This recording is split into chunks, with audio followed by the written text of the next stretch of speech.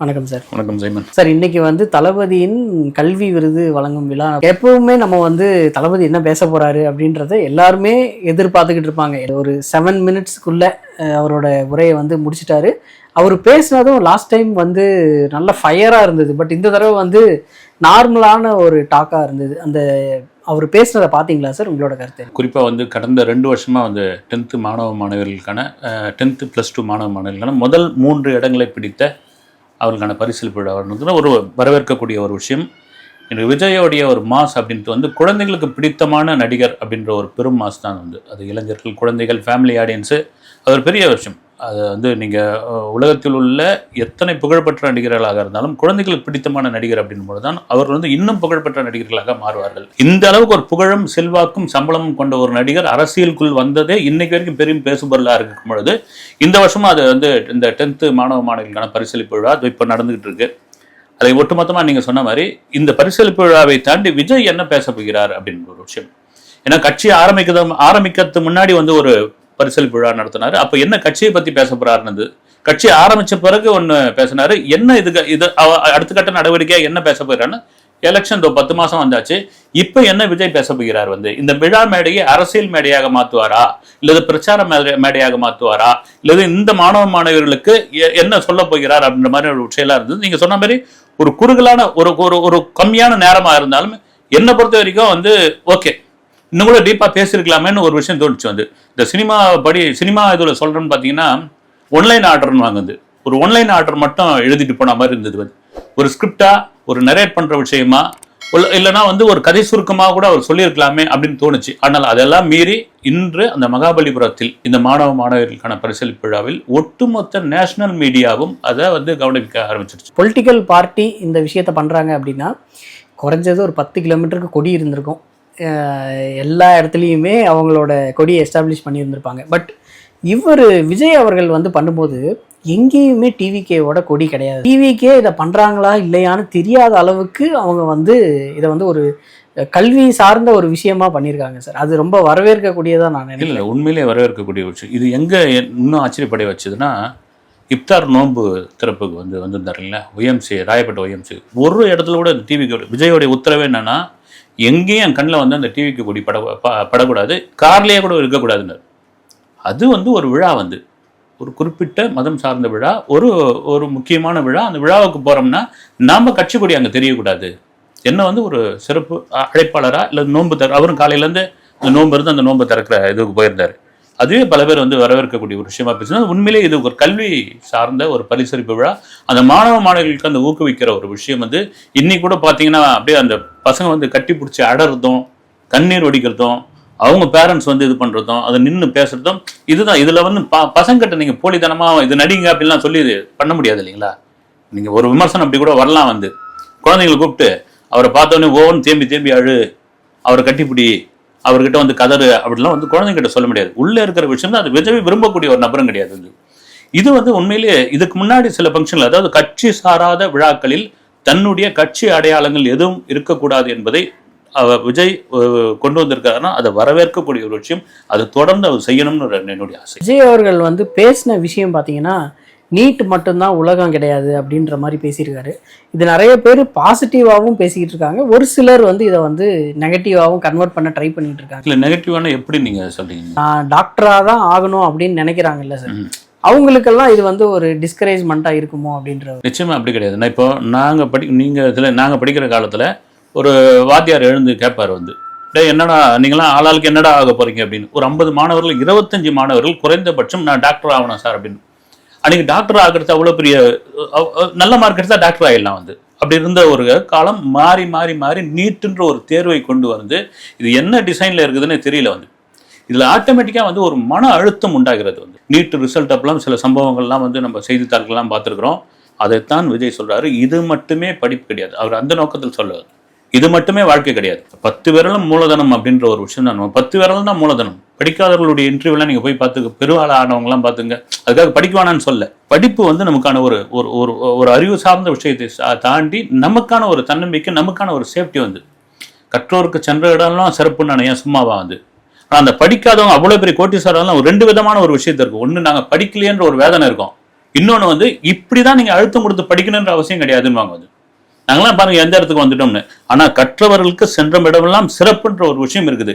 ஆனா இன்னைக்கு என்ன ஆகி போச்சுன்னா படிப்பு வந்து ஒரு ப்ரெஷரான ஒரு இடத்துல ஆயிடுச்சு. இன்னைக்கு நம்ம வாழ்க்கை சூழ்நிலை வேற மாதிரி இருக்குது. வாழ்க்கையே வந்து எப்படிதான் இருக்குது. அந்த இப்போ வந்து இந்த ஸ்ட்ரெஸ்ன்னு வாங்க இல்லைங்களா, அது குழந்தைங்களுக்கு தான் வந்து சின்ன சின்ன பசங்கள்லாம் அதிகமாகிட்டு வருது. என் பொண்ணு செகண்ட் ஸ்டாண்டர்ட் தான் சார் போறா. அவள் வந்து அப்பா எனக்கு ஒரே ஸ்ட்ரெஸ்ஸாக இருக்கு, டிப்ரெஷனாக இருக்குப்பா. எனக்கு புரியவே இல்லை. நாங்களாம் மறுநாள் எக்ஸாம் வருதோம் இன்னைக்கு தான் படிக்க ஆரம்பிப்போம். வந்து அப்படி வந்த ஒரு சூழ்நிலை மாறி இன்னைக்கு இதுக்கு ஒரு கிளாஸ் அனுப்பலாமா, அதுக்கு ஒரு கிளாஸ் அனுப்பலாமா, இதுக்கு ஒரு அவன் வாழ்நாள் முழுக்க காலையில இருந்து எழுந்து நைட்டு படுக்கிற வரைக்கும் ஏதாவது ஒரு கிளாஸ் அட்டன் பண்ணிக்கிட்டே இருக்க வேண்டிய ஒரு சூழ்நிலை என்னன்னா ஒரு பெரும் மன அழுத்தம் ஆயிடுச்சு. இந்த பெரும் மன அழுத்தத்தை தான் நீங்க அந்த அழுத்தத்தினுடைய ஒரு வெளிப்பாடு தான் இந்த நீட் தேர்வு. அது மட்டுமே உலகம் ஆகிவிடாதுன்னு தான் விஜய் அந்த நோக்கில் தான் சொல்லியிருக்காரு. நீங்க டாக்டர் ஆகக்கூடாதுன்னு அவர் சொல்லல. நமக்கு போய் எத்தனையோ படிப்பு. ஏன்னா ஒரு போன பரிசளிப்பு விழாவில் சொன்னார் வந்து ஏன் இந்த பாடத்திட்டத்தை தான் இருக்கணுமா, அரசியலுக்குன்னு ஒரு பாடத்திட்டத்தை கொண்டு வாங்கினார். பிரமாதமான ஒரு விஷயம் வந்து. ஏன்னா நீங்க வளர்ந்த நாடுகள்ல இருக்குது பொலிட்டிக்கலுக்குன்னு ஒரு படிப்பு இருக்குது. வந்து இங்க பொலிட்டிக்கல் சயின்ஸ்னு ஒரு தனியா ஒரு சாப்டர் தான் வச்சுக்கிறாங்க. அது ஒரு முழு நேர படிப்பா இல்லை. அந்த முழு நேர படிப்பு கொண்டு வரட்டும். ஏன் அரசியல்வாதி ஆகுங்க, நீங்க அரசியல் ஏன் விட்டு ஒதுங்கி போறீங்க, படிச்சவங்களாம் வாங்க அப்படின்னு சொன்னதுதான் வந்து. இதை வந்து நான் அப்படி பார்க்கல. வந்து இதை கூட இன்னும் விரிவா விஜய் பேசியிருக்கலாம்னு எனக்கு தோணுது. வந்து நல்லவங்க நம்பிக்கையானவங்க இது வரைக்கும் ஊழலே செய்யாதவங்களை வந்து ஆட்சி கொண்டு வரணும் அப்படின்னு சொல்லியிருக்காரு. இவங்கள தான் ஒரு வேளை இப்படி சுத்தி வளைச்சு சொல்றாரோ அப்படின்ற ஒரு ஃபீலிங். இதுக்கு ஒரு ஸ்ட்ரைட்டாவே சொல்லிடலாமே சார். இல்லை அதை சொல்லி இருக்கலாம். எனக்கே அந்த இது இருந்தது. வந்து ஏன்னா இன்னைக்கு வந்து கரைபடியாத கை யார் அப்படின்ற மாதிரியான ஒரு நீங்க இங்கன்னு கிடையாது, இந்தியா முழுக்க வந்து ஒரு அரசியல் கட்சி அப்படின்னாலே வந்து ரைட்டு. அப்படி இருக்கும்போது நீங்க இதெல்லாம் பாகுபாடு பார்த்து ஓட்டு போடுங்க, அதாவது ஓட்டு போடாம இருந்தாதீங்க, அது ஜனநாயக கடமை, இதெல்லாம் பாருங்கன்னு சொல்லும்போது டிவிக்கே ஓட்டு போடுங்களேன்னு சொல்லிட்டு போயிட்டு இருக்கலாமே அப்படின்னு. இதை என்ன சொல்லுவாங்கன்னா பாருங்க வந்து மாணவ மாணவிகளுக்கு பரிசளிப்பு விழாவை வந்து இவர் வந்து வாக்கு கேட்கிற அல்லது வந்து ஒரு தேர்தல் பிரச்சார மேடையாக மாற்றி விட்டார். இப்ப மட்டும் விஜய் விமர்சனம் பண்ணாமல இருக்க போறாங்க. அவர் ஆரம்பிக்கும் போதே அதான் சார் சொல்றாங்க. அதுதான் சொன்னாங்க. என்னைக்கா இருந்தாலும் இந்த எது வேணாலும் சொல்லிக்கிட்டே தான் இருக்கும். அதுக்கு இன்னொரு காரணம் என்னன்னா விஜய் எங்கு சென்றாலும் எங்கு இது பண்ணாலும் எங்கு நின்றாலும் அது ஒரு பேசும் பொருளாக மாறி இருக்கிறது. அவர் குறைவான இடத்துக்கு தான் போயிருக்காரு, இன்னும் மக்கள் பிரச்சனை இறங்கி பேசல, இது பண்ணல, ரோட் ஷோ நடத்தினாரு, பரந்தூருக்கு போனாரு, இப்படின்னு ஒரு சில இது பண்ணாலும் அத்தனையும் தேசிய அளவில் ஊடகங்களில் கவனிக்கப்பட்ட செய்தியாக மாற்றப்பட்டுள்ளது, மாறி இருக்கிறது அப்படின்னு பொழுது இந்த காண்டு எல்லாருக்குமே இருக்கும். அப்ப விஜய் பேசணும் எந்த விமர்சனமும் வரும்.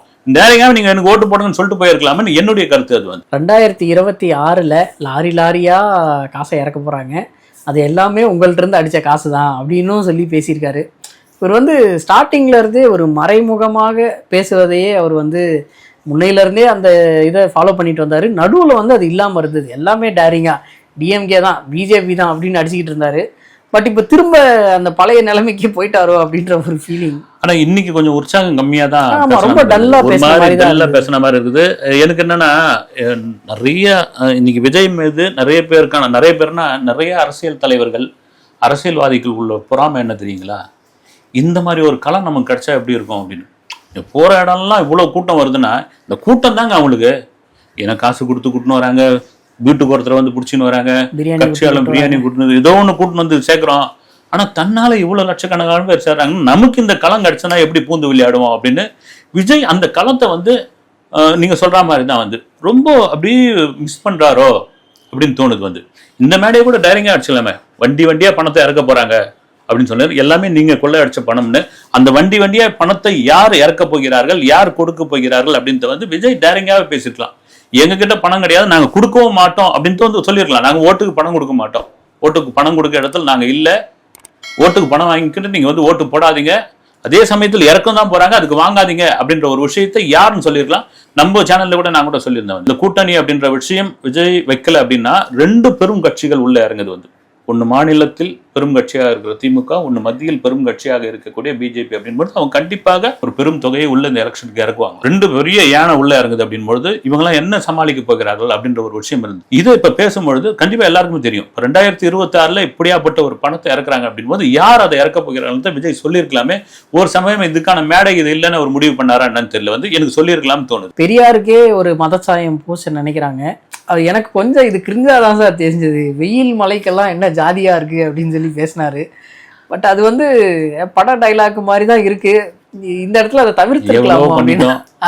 அது எனக்கு அதுவும் ஒரு இது சார். எல்லாம் பேசும்போது மக்கள் வந்து கொஞ்சம் தான் கை தட்டுறாங்க, சத்தம் வருது அப்படின்ன உடனே எவ்வளவோ பண்ணிட்டோம், இதை பண்ண மாட்டோமா அப்படின்ன உடனே அந்த அரங்கமே அதிருது. அதுக்காக தான் இதை பண்றாரோ அப்படின்ற மாதிரி ஒரு இல்ல அதுக்காக பண்றது நீங்க சொன்ன மாதிரி வந்து இன்னைக்கு வந்து இந்த ஸ்பீச்சே வேற மாதிரி மாறிடுச்சு. எனக்கு விஜயோடைய ஸ்பீச்சில் எனக்கு ஒரு இந்த மற்றவங்க விமர்சனம் பண்ணா கூட காலகாலமா இன்னைக்கு வரைக்கும் தொடருது வந்து ஒரு கட்சி மீட்டிங்னா ஆரம்பத்துல இருந்து அவர்களே இவர்களே இந்த இது அது ஒரு மரபுன்னு சொன்னா கூட ஒரு விக்ரவாணி மாநாட்டிலே டேரிங்கா வந்து விஷயத்துக்குள்ள வந்தது. அது கூட நிறைய பேர்லாம் விமர்சனம் பண்ணியிருந்தாங்க. இதுக்கு இவ்வளவு பேர் உழைச்சவங்களுடைய பேரை நீங்க சொல்லல, இவ்வளவு பேர் வந்து இதுக்காக வந்து இரவும் பகலா வந்து இருந்தவங்கள எண்டில் கூட ஒரு நன்றி சொல்லலன்னு போது இதெல்லாம் ஏன் எழுத்துன்னு சொல்லுவோன்னு நேரம் கண்டென்ட்டுக்குள்ள வந்துருவோம் அப்படின்னு ஒரு புது விதமான ஒரு இது பண்ணியிருக்காருன்னு நமக்கு தோணினாலும் இப்போ இந்த ஜாதி அடையாளம் அப்படின்ட்டு வந்து உட்காந்து ஒரு டைலாக் விமர்சனம், அதாவது வந்து திரைப்பட டைலாக் மாதிரி பேசுறது கொஞ்சம் இதுவாக தான் இருந்தது. அது இன்னைக்கு அதெல்லாம் கேட்கறதுக்கு யாரும் இல்லை. இதையே வேற விதமா நீங்க மாற்றி பேசியிருக்கலாமோன்னு தோணுது. அது பெரியாரை பத்தி சொல்லியிருந்தாரு. பெரியாருக்கு வந்து ஜாதி சாயத்தை பூச நினைக்கிறார்கள், அதற்கான நிகழ்வு நடந்திருக்குது அந்த குரூப் 1 எக்ஸாம்ல அப்படின்ட்டு அதை கூட பார்த்தீங்கன்னா ஒரு ஒன்லைனாக தான் சொல்லிட்டு போயிட்டாரு. அது எத்தனை பேருக்கு தெரிஞ்சிருக்குன்னு தெரியல. வந்து மேபி வந்திருந்த அந்த ஸ்டூடெண்ட்டுக்கும் மற்றவங்களும் எத்தனை பேருக்கு தெரிஞ்சிருக்குன்னு சமீபத்தில் நடந்த குரூப் 1 எக்ஸாமில் கேட்கப்பட்ட கேள்வியில் ராமசாமி நாயக்கர் அப்படின்ற அந்த ஒரு ஆப்ஷன் ஒன்று வச்சிருந்தாங்க. வந்து ஒரு கேள்விக்கான ஆப்ஷன், வந்து ஒரு பதில் ஆப்ஷன். அது ஏன் அந்த நாயக்கரை திட்டமிட்டு நீங்கள் உள்ள சேர்த்துருக்கிறீங்களான்ற மாதிரியான விமர்சனங்கள் கடுமையான இதெல்லாம் வந்தது.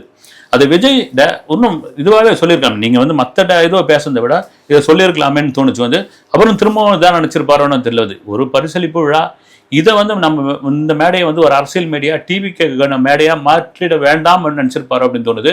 அதுக்காக நீங்கள் முழுமையாக அப்படி விலகி போகிறத தாண்டி இந்த இடம் அதுக்கான இந்த இடம் வந்து அந்த களத்தில் வந்து இந்த இடத்துலையும் சொல்லலாம், வேற எங்கே சொல்ல முடியும்?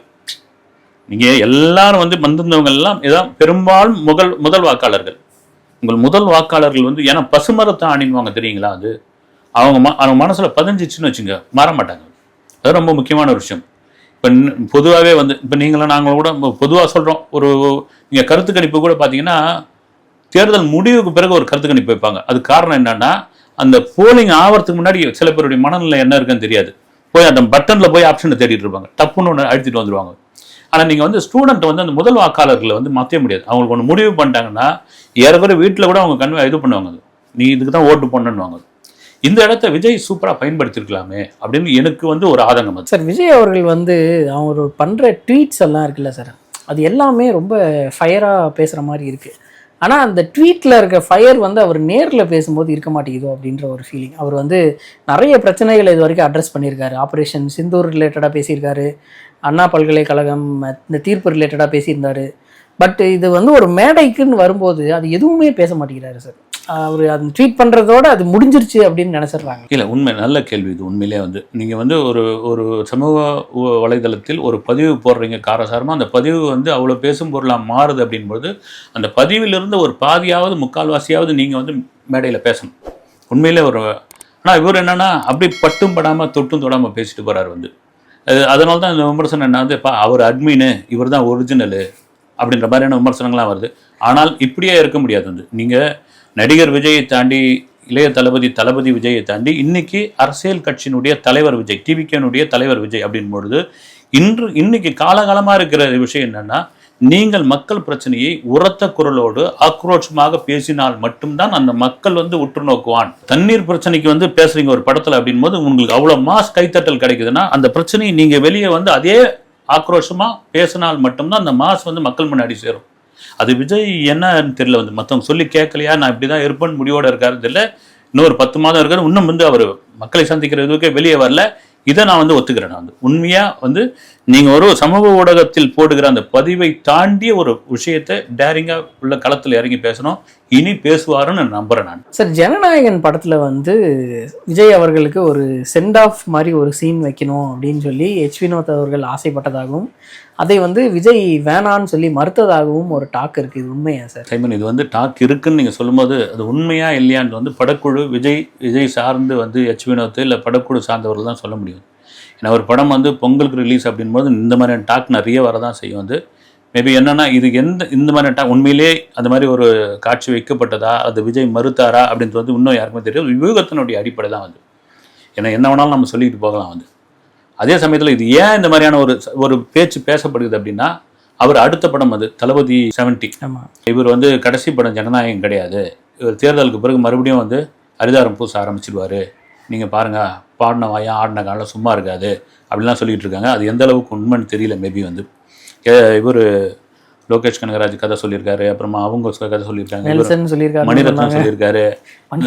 ஆமா, மணிரத்னம் வந்து சொல்லியிருக்காரு. இல்ல இதெல்லாம் வந்து இது எப்படி நீங்க வந்து கேட்டீங்க கேட்கும் போதே நமக்கு வந்து ஐயோ தப்பா இருக்கே இல்ல எல்லாம் இது அதாவது என்னன்னா, மச்சான் நீ போற போக்குல அடிச்சு விடுறா அப்படின்ற கதை தான் வந்து போற போக்குல அடிச்சு விடுறா அப்படின்ற மாதிரி வர டாக் தான். இதுல எந்த அளவுக்கு உண்மைன்னு வந்து நீங்க எப்பவுமே வந்து ஒரு படம் சார்ந்து படக்குழு சார்ந்து சொல்கிற விஷயம் மட்டும்தான் வந்து இதெல்லாம் என்கிறாரு. ஒரு தடவை டிஆர் ஒரு இன்டர்வியூ பண்ணும்போது இப்படி தான் கேட்டேன், உங்கள் மகன் அப்போ சிம்பு, உங்கள் மகன் சிலம்பரசன் ஆங்கில பள்ளியில் படிக்கிறாராமே அப்படின்னு கேள்வியிருந்தேன். இந்த மே ஜூன் ஜூலை இதெல்லாம் என்கிட்ட கேட்குற வேலை வச்சுக்காதீங்கன்னாரு. அப்படின்னா என்னன்னா, உறுதியா படிக்கிறான் இல்லை அப்படின்னு சொல்லிட்டு வந்து இது பண்ணுங்கன்னா, இது வந்து வெறும் யூகத்தினுடைய அடிப்படை தான். இது விஜயோடைய மனநிலையை பொறுத்தது வந்து, ஒருவேளை அவர் நான் படம் நடிக்க தான் போறேன் மறுபடியும் வந்தா அது எந்த அளவுக்கு இந்த செல்வாக்கு மாறும்னு தெரியல. வந்து அவருக்கான அந்த உயரம்னு ஒன்று இருக்கு இல்லைங்களா, சொன்ன வாக்குன்னு ஒன்று இல்லை. ஏன்னா இவ்வளோ கட்டமைப்போட இவ்வளோ கட்சி இவ்வளோ நிர்வாகிகள் இவ்வளோ செலவு பண்ணியிருக்காங்கன்னா மேபி அவர் திரும்பவும் வந்து நடிக்கிறதுக்கான வாய்ப்பு எனக்கு தெரிஞ்சு ரொம்ப ரொம்ப குறைவுன்னு நான் நினைக்கிறேன். சார், அதிமுகவில் இருந்து இபிஎஸ் அவர்கள் வந்து ரீசெண்டாக ஒரு எல்லாருக்கும் ஒரு கட்டளை மாதிரி கொடுத்துருக்காராம், விஜயை பற்றி யாருமே எங்கேயுமே பேசக்கூடாது மீடியாவில், திமுக ரிலேட்டடாக இருக்கிற விமர்சனங்களை வந்து இன்னும் அதிகப்படுத்தி பேசுங்க அப்படின்னு சொல்லியிருக்காராம். இது எப்படி சார் நம்ம எடுத்துக்கிறது? இல்லை, ரெண்டு விதமாக அதை எடுத்துக்கலாம். நீங்கள் வந்து ஒன்று பார்க்கும்போது என்னென்னா, விஜயும் வந்து தொடர்ச்சியாக வந்து அதிமுகவை பற்றி பேசாமல் இருக்கிறாரு, எங்கேயுமே விமர்சனம் பண்ணாமல் இருக்கிறாருன்ற ஒரு டாக் இருக்குது. இப்போ எதிர்கட்சியை போய் என்ன பண்ணி விமர்சனம் பண்ண முடியும் அப்படின்ற ஒரு விஷயம் நமக்கு இருக்குது. ஒருவேளை அதிமுக இன்றைய ஆளுங்கட்சியாக இருந்து விஜய் இப்போ இருந்தாலும் விமர்சனம் பண்ணியிருக்கலாம். அவர் வந்து ஆளுங்கட்சியை தான், மத்தியிலையும் மாநிலத்தான் ஆளுங்கட்சியை தான் தொடர்ந்து விமர்சனம் பண்ணியிருக்காங்க. ஆளுங்கட்சியை தான் நிறைய பேர் விமர்சனம் ஊழல் சார்ந்த விஷயங்களை பேசிகிட்டு இருக்காங்க. அது வந்து என்னென்னா, இவர் விஜய் வந்து டிவிக்கே அதிமுகவுக்கு போக போகுதுன்ற ஒரு விஷயம் இருக்குது. ஏன்னா இன்றைக்கி பேசுறது வரைக்கும் இந்த பரிசல் விழாவில் கூட பார்த்தீங்கன்னா, நாங்கள் தனிச்சு தான் இருப்போம், ஓட்டுக்கு காசு வாங்காதீங்க, ஏன்னா அதிமுக பிஜேபி ஓட்டு காசு கொடுக்க போகிறாங்கன்ற மாதிரியான ஒரு டாக் இருக்கும்பொழுது நாங்கள் அதில் இல்லை, நாங்கள் கொடுக்க மாட்டோம், நாங்கள் தனிச்சு தான் இருப்போன்ற மாதிரி இப்போ வரைக்கும் இருக்குது. இப்போ இபிஎஸ் சொல்லியிருக்கிறதுக்கான காரணம் என்னன்னு எனக்கு தோணுதுன்னா, விஜய்க்கு இவ்வளோ செல்வாக்கு இருக்கும்போது அவரை ஏன் நம்ம விடுவானே, அவர் போய் என் தொக்கா ஒரு ஓட்டை வந்து பிரிப்பான ஒரு இதுவை எல்லாம் எதிர்ப்பலை ஓட்டு தான் வந்து அதை நம்ம பக்கம் சேர்த்துப்போமே. அதனால எதுவும் பேசாமல் இருங்க, காலங்கள் மாறும்போது காட்சிகளும் மாறலாம் நம்ம சொல்கிறது தான் வந்து. எனக்கு தெரிஞ்ச ஒரு நண்பர்கிட்ட பேசும்போது டிபிகே டிசம்பர் மாதம் ஒரு கூட்டணி சம்பந்தமான ஒரு திடமான ஒரு முடிவு எடுக்க போகிறாங்க, அன்றைக்கி அறிவிக்க போகிறாங்க டிசம்பர் மாதத்தில் மாதிரி சொல்லியிருக்காங்க. இப்போ இபிஎஸ் என்னன்னா, விஜயை விடக்கூடாது, விஜய் எப்படியாவது உள்ளே சேர்த்துக்கணும், அந்த வாக்கு வந்து சிதற விடக்கூடாதுன்றதுக்காக தான் இந்த மாதிரியான ஒரு ஆர்டர் போட்டிருக்காருன்னு எனக்கு தோணுது. அடுத்த இன்டர்வியூவில் சந்திப்போம் சார். நன்றி சார். வணக்கம்.